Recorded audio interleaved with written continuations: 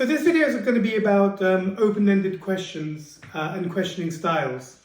On the preface that we are listeners and we do less talking and more listening, whether that be 70% to 30% or 80% to 20%, fundamentally we can't be consultants unless we do listening.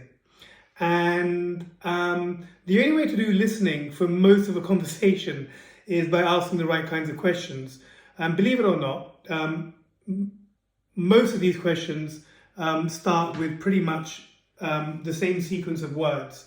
I have actually interviewed many salespeople and many recruiters and asked them, do you know what an open-ended question is and what a closed-ended question is? And believe it or not, many people don't know the answer to it and sit there puzzled as to what to say. They'll give me answers like an open-ended question is a question where you can't say no.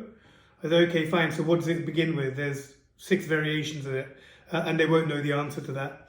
I'm not going to go into each and every single one of them and why they're asked, but I'm going to give you guys an exercise that's always held me in good stead and always held a lot of the people that I've trained over the years in good stead, and I still hear from some of them as they've moved on to different pastures, telling me that some of the training in terms of this questioning style has really made them, you know, what they are today.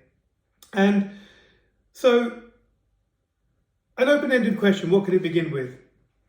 Who, what, where, when, and why. So you've got all the W's. Who, what, when, where, and why. And then there is one anomaly that begins with H, and that's called how.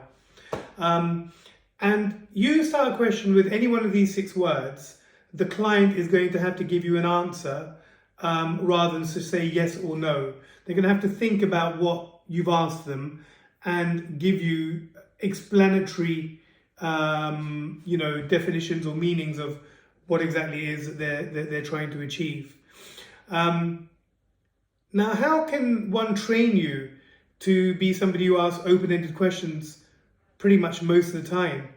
And that is by simply bringing this technique into your personal life. So, you know, what is for dinner? Where are we going tonight? Why did you not come home on time? Something I've had for many years in my life. Why did you not come home on time? How did you do that?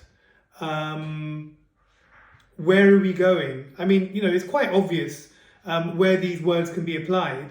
But if you guys can, you know, try and keep this questioning style in your personal and professional lives, you'll get really used to it. And therefore, when you have conversations with clients and candidates, it'll be really easy.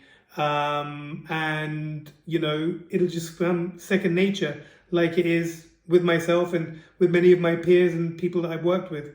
So that's my key takeaway from questioning styles. Closed-ended questions. Sometimes you might want to use a closed-ended questioning technique if you want to close a conversation down. Every now and again, we will come across that candidate or that client that likes to talk a lot. And, you know, half an hour has gone by, nothing more productive has happened beyond minute 10. And we've just realized that 20 minutes of our lives has just disappeared.